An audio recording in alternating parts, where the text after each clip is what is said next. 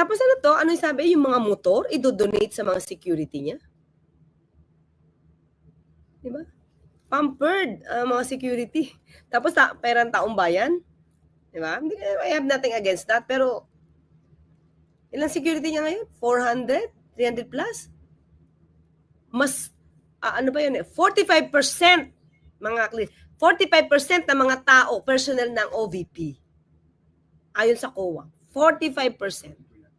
42, 45. Basta, security niya lang. Di ba? Alas kalahati ng personnel ng OVP, security niya lang. At yun ay binabayaran natin.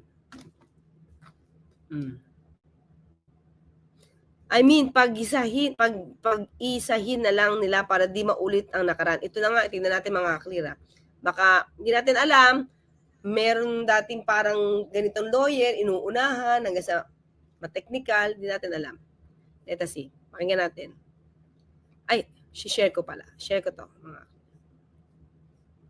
Tingnan natin kung ano nang balak.